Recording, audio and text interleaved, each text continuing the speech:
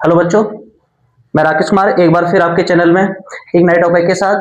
देखो, जो हमारे टॉपिक्स में कुछ मैंने लेसन नंबर हमारा 1 था बिलियन, उस बिलियन के चैप्टर में मैंने आपको कई टॉपिक्स मैंने आपको करा दिए थे। जैसे कि आपको मैंने मोलरता, मोल प्रभाज, ये और आपका वास्तव वाला क्वेश्चंस मैंने प्रश्नता वाला क्वेश्चंस मैंने करा दिया था। एक जो परसेंट वैल्यू दे रखी होती है उसमें बड़े बच्चों को थोड़ी दिक्कत होती है कि उन क्वेश्चंस को कैसे सॉल्व करो और कैसे समझा जाए। ठीक है नहीं, तो आज एक नया क्वेश्चंस लेकर के हाजिर हुआ हूं और एक इस जैसे कुछ क्वेश्चंस और कराऊंगा जो कि आपके लिए पेपर्स में मिलने की संभावना प्रबल है। ठीक है, तो शुरुआत करते हैं, इनको जरा देखते हैं। क्वेश्चंस क्या कहता है कि एक अवाष्पशील विलय पदार्थ आणविक द्रव्यमान जिसका कितना दे रखा है 40 ग्राम प्रति मोल दे रखा है। तो विलय पदार्थ का भार दे रखा है इसमें। ठीक है, आणविक द्रव्यमान दे रखा है, आणविक द्रव्यमान यानी कि विलय का इसको देखो, जाहिर सी बात है, विलय के आणविक द्रव्यमान को या फिर अणुभार को उसको हम मानते हैं एम से, स्मॉल एम, और विलायक को मानते हैं हम कैपिटल एम। तो इसमें कहता है कि एक अवाष्पशील विलय पदार्थ जिसका आणविक द्रव्यमान 40 ग्राम प्रति मोल है, यानी कि हम ये कह सकते हैं कि m का मान कितना दे रखा है इसमें 40 ग्राम प्रति मोल के, यानी कि 40 ग्राम जो है वो कितने में है, 1 मोल में है।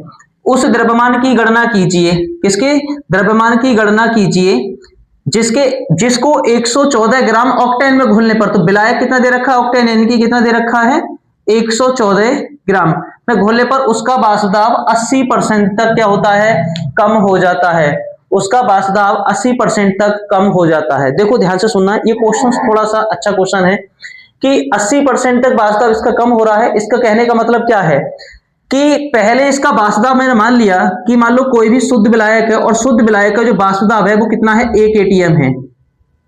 और जैसे ही हमने कोई विलय पदार्थ मिलाया तो यानी कि जो क्या बना दिया, फिर उसको एक विलयन बना दिया, और विलयन का कितना परसेंट हो जाता है, 80% तक कम होता है। कितना, 0.1 का 80% कितना हो जाएगा, 0.80।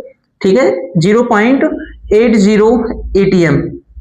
ठीक है, अगर इसके जब अंतर की बात करें तो इसका जो अंतर आएगा P माइनस पी एस बराबर जो हो जाएगा, एक में से हटेगा 0.20।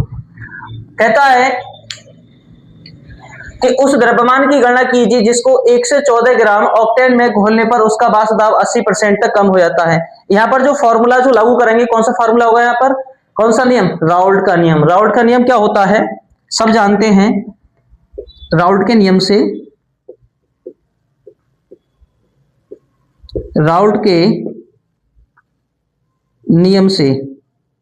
राउल्ट का नियम कहता है P minus P S upon P S is equal to N upon capital N, या फिर अगर P minus P S upon P लगाएंगे तो N upon N plus N लगाएंगे यहाँ पर। या फिर इस फार्मूले को हम ऐसे लिख सकते हैं, P शून्य minus P S upon P S is equal to N को लिख सकते हैं W बटे एम गुणा, और इसको लिख सकते हैं कैपिटल एम बटे कैपिटल W। ठीक है, अब इसके आगे की वैल्यूज की बात करते हैं हम।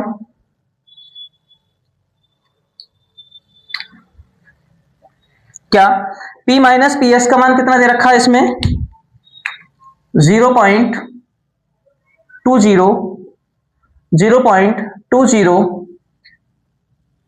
अपॉन पी एस की वैल्यूज कितनी दे रखी है, पी एस की वैल्यूज 0.80 बराबर, देखो W इसमें कितना दे रखा है, 40 दे रखा है।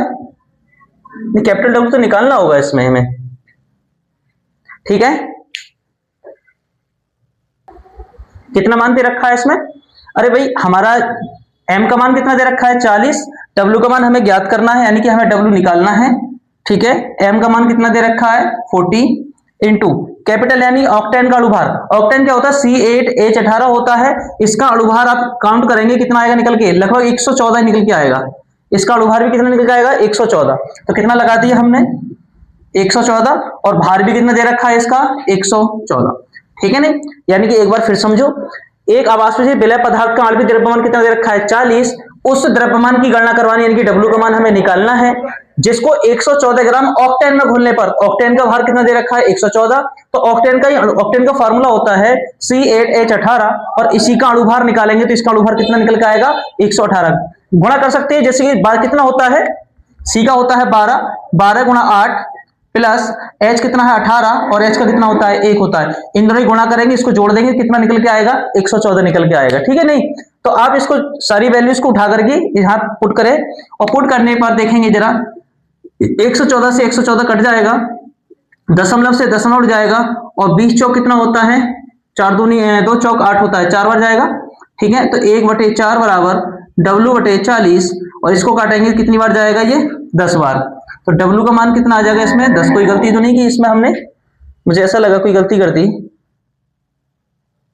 कोई गलती की हमने, इसका मान कितना आना चाहिए W का मान 10.2 P-PS, हाँ सही है, बिल्कुल सही। ठीक है ग्राम, और ये आपका आंसर आ जाएगा। कोई दिक्कत कोई दिक्कत नहीं। ठीक है, ओके, तो ये आपका वैल्यूज आ गया। देखो हमें इस सवाल की जो परसेंट वैल्यू होती है उस परसेंट वैल्यू में थोड़ी सी प्रॉब्लम आती है, और उस प्रॉब्लम को थोड़ा सॉल्व करने की कोशिश किया करो। जैसे कोई परसेंट कहता है कि 80%, 10%, 20%, तो 20% का मतलब होता है कि कोई भी वैल्यू 100 में काउंट की गई है तो वो 100 में 20 की बात कर रहा है। 80% कहता है तो 100 में 80 की बात कर रहा है। टोटल वैल्यू 100 है, जिसकी बात कर रहा है वो 80 होगा। ठीक है, नहीं नेक्स्ट क्वेश्चन की बात करते हैं। एक क्वेश्चन इसको और बताता हूं, जैसे कि परसेंट में क्वेश्चन होता है, क्या कहता है बात करते हैं। जैसे मान लो ये कहेगा 1 दशमलव, क्वेश्चन क्या है 1.8 ग्राम 1.8% और ब्रैकेट में लिखा होगा भार अनुसार ग्लूकोज के जलीय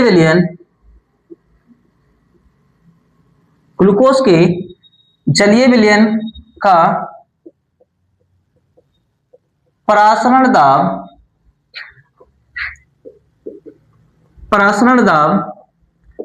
27 डिग्री सेल्सियस पर ज्ञात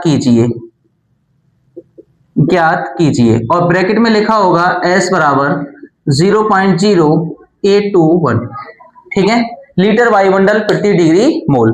तो इस प्रकार के क्वेश्चंस को कैसे करते हैं एक बार ध्यान देंगे इस चीज के लिए। देखो परासरण दाब का फार्मूला होता है हमारे पास, क्या होता है PV बराबर NST, ये फार्मूला होगा, सबने पढ़ा होगा। तो ये तो चलो बाद की बात है, अभी हम पहले इसको सवाल को पढ़ते हैं। सवाल क्या कहता है, बहुत इंपॉर्टेंट सवाल है भाई, बच के नहीं जाएगा, ध्यान रखना इस क्वेश्चन के लिए। देखो 1.8% का मतलब क्या होता है, तो 1.8% भार अनुसार का अर्थ है, ये बिल्कुल स्पष्ट भाषा में लिख देता हूं आपके लिए, क्या 1.8/100। इसका मतलब ये है कि हमारे पास टोटल वॉल्यूम जो है, टोटल आयतन जो है, कुल आयतन कितना है हमारे पास 100 है, तो उसमें ग्लूकोज जो है, उसमें ग्लूकोज की वैल्यूज कितनी हमारे पास सर 1.8 है। और हम जानते हैं ग्लूकोज का मोलर द्रव्यमान यानी कि अणुभार कितना होता है 180 होता है, सब जानते हैं। सर ये ग्राम में होगा तो ये हमारे पास ml में होगा, क्लियर है, सेम क्वांटिटी। दूसरी चीज, अगर हम जानते हैं कि S की वैल्यूज हमारे पास दे रखी है। अब देखो हमारे पास फार्मूला क्या होता है, तनु विलयन की सामान्य समीकरण से PV बराबर NST, तो P हमें क्या करना है, हमें फाइंड करना है, P की वैल्यू हमें फाइंड करनी है। तो P गुणा इसको V का क्या करेंगे, इसके बटे में ले जाएंगे, N का मान होता है W/M गुणा S गुणा T बटे, और V कहाँ जाएगा इसके बटे में। ठीक है, तो W क्या हो जाएगा बेटा, W का मान है 1.8, S का वैल्यूज कितना दे रखा है 0.0821। ठीक है, और T का मान, हाँ T का मान भी दे रखा है 27 डिग्री सेल्सियस पर, चलो यहाँ लिख देता हूं मैं, T बराबर है 27 डिग्री सेल्सियस, और केल्विन में कन्वर्ट करेंगे तो 273 जोड़ेंगे कितना हो जाएगा 300 केल्विन। ठीक है, तो T की वैल्यूज क्या लगाएंगे हम यहाँ पर 300, 300। M की वैल्यूज कितनी दे रखी है हमारे पास 180, और V की वैल्यूज कितनी दे रखी है, ml है तो इसको लीटर में कन्वर्ट करेंगे क्योंकि उसका मात्रा लीटर में होगा, तो इसको लिख सकते हैं क्या 0.5 0.1 लीटर, यानी कि इसको हम लिख सकते हैं इस वैल्यूज को 0.1 लीटर। क्लियर है? 1000 से भाग करने पर। अब देखो जरा कोशिश करते हैं इस क्वेश्चन को सॉल्व करने की। कैसे? जरा देखो, यहां पर क्या करते हैं कि दशमलव से दशमलव उड़ा दिया, कोई दिक्कत नहीं है साहब। देखो दशमलव के बाद यहां पर कितनी संख्या है, यहां पर 4 संख्या है, तो 4 जीरो बढ़ा ले नीचे, 1 2 3 और ये 4, कोई दिक्कत नहीं है। ठीक है, देखो 0 से 0 कैंसिल आउट हो जाएगा, 18 से 18 कैंसिल आउट हो जाएगा। ठीक है, 1 0 से 1 0 कैंसिल आउट हो जाएगा। अब देखो क्या करना है, गुणा कर लेंगे, 3 एकम 3, 3 दूनी 6 और 3 अट्ठे 24। क्लियर है? और नीचे कितना दे रखा है, 1000। अब देखो कंडीशंस क्या होती है कि नीचे जितने जीरो होते हैं उसको काटो, दशमलव उतनी संख्या लेके आओ, 1 2 3 संख्या उठा के ले आओ, बात खत्म। 2.463। ठीक है, यहां नहीं दिखाई दे रहा है, लिख देता हूं 2.463, ये आपका आंसर हो जाता है एटीएम में। कोई दिक्कत किसी को? तो इस प्रकार के क्वेश्चंस आपको पता होना चाहिए भाई, ये क्वेश्चंस पूछे ही जाते हैं पेपर में, और आप इनको थोड़ा, जैसे मान लो परसेंट वैल्यू दे रखी है, परसेंट वैल्यू में सारी चीजें छुपी हुई होती हैं, चाहे आप इससे मोलरता पूछ लो, मोललता पूछ लो, ठीक है, या परासरण दाब पूछ लो, या फिर कुछ और भी कुछ भी पूछ सकता है, वो हम सारी चीज इसमें कर सकते हैं। ठीक है, एक नया क्वेश्चन और कराने की कोशिश कर रहा था इसमें जरा मैं आपके लिए, जैसे कि कुछ क्वेश्चंस हैं, एक मिनट, जैसे कि हाँ मिल गया। एक क्वेश्चन ये है,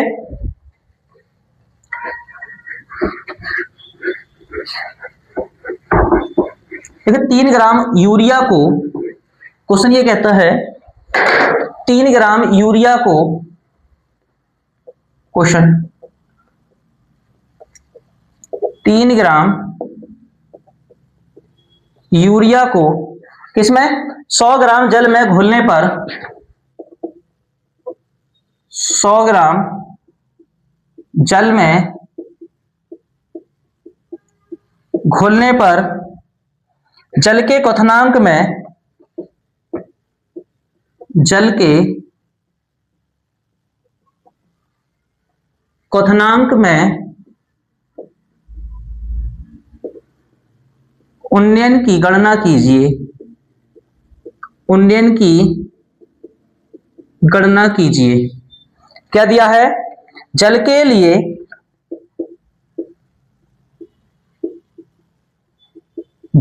लिए मोलल उन्नयन स्थिरांक का मान, जल के लिए मोलल उन्नयन स्थिरांक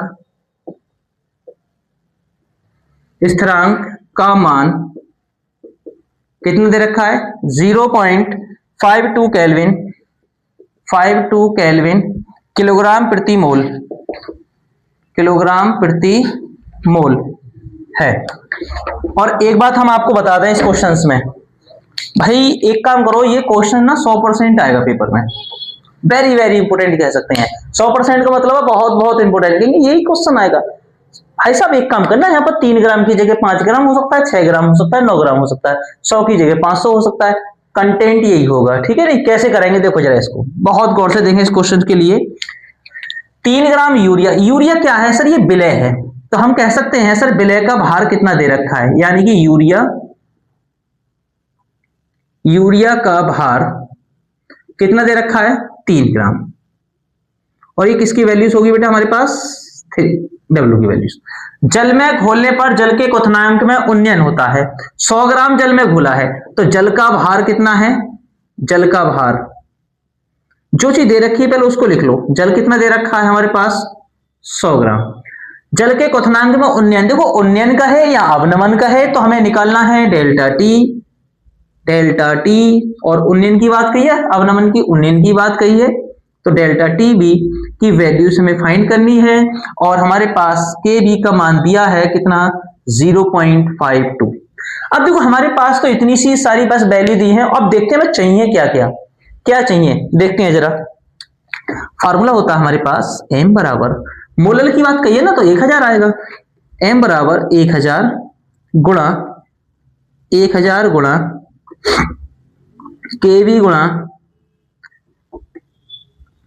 गुणा W बटे डेल्टा टीवी गुणा कैपिटल W।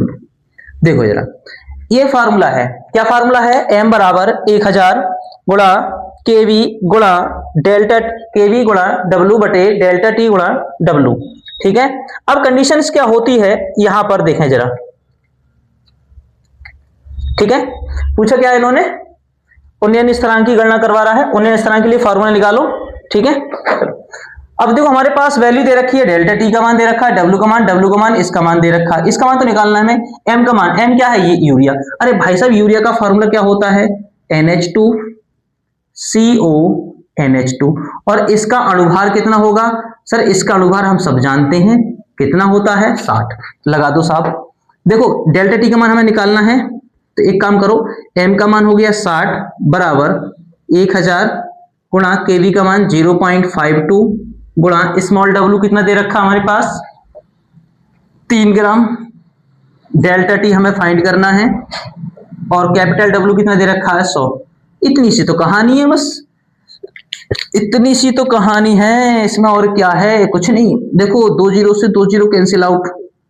अब काम करना, इसकी गुणा इधर करो, इसको ले आओ बटे में, क्या करेंगे, डेल्टा टीवी बराबर 10 गुणा 0.52 गुणा 3 बटे 60 कहाँ जाएगा, इसके बटे में। ठीक है, देखो इसको भी काट दो, खत्म करो कहानी इसका यार। 3 दूनी 6 और 200 काटेंगे, 0.2 दूनी 4 और 2 6 12। कुछ बचा सर, कुछ नहीं बचा सर, इतना ही कहानी थी इसकी तो 0.26, और तो कुछ गलती ना हुई है इसमें, चेक कर लें जरा। 2 दूनी 4 2 छिक्का 12, बेहतरीन। तो हमारे पास जो आंसर आता है डेल्टा टी का मान कितना आता है 0.26, वो भी किस में आएगा, केल्विन में आएगा साहब, किस में आएगा, केल्विन में। कोई दिक्कत, देखो आप कभी भी इस, अब मैं इसके कितने भी सवाल करा दूंगा आपके लिए, तो आप एक काम करना, अपनी बुक उठाएं, इस टॉपिक को उठाएं, इस टॉपिक का क्वेश्चंस लिखें, ये फार्मूला लिखें। एक बात ध्यान रखें क्या, कि यहाँ पर जो 100 इस्तेमाल किया जाएगा तो वो मोलर नहीं होगा, वो मोलर होगा। अगर कहता है मोलर तो आप यहाँ पर क्या लगाएंगे, 100 लगाएंगे, कहता है मोलर तो लगाएंगे 1000। क्लियर है, तो इतना सारा आपको मैंने जो न्यूमेरिकल के टाइप बताए हैं, इस सारे टाइप कर लेना है। ये 3 वीडियोस के अंदर मैंने जितने भी न्यूमेरिकल्स डाले हैं, आप पेपर देने जाओ उसके बाद ये देखना आकर के, देखो अब ये सारे सवाल आपको मिलेंगे। ठीक है, तो मैं इतना ही करा दूं और काफी है आपके लिए। चलो इतना ही देखते हैं, बाकी नेक्स्ट क्लास में देखेंगे। नेक्स्ट अभी कुछ टॉपिक के क्वेश्चंस मुझे और करानी है अगले चैप्टर के। ठीक है, तो अगले चैप्टर के साथ मिलेंगे नेक्स्ट वीडियो में, तब तक के लिए बाय, थैंक यू।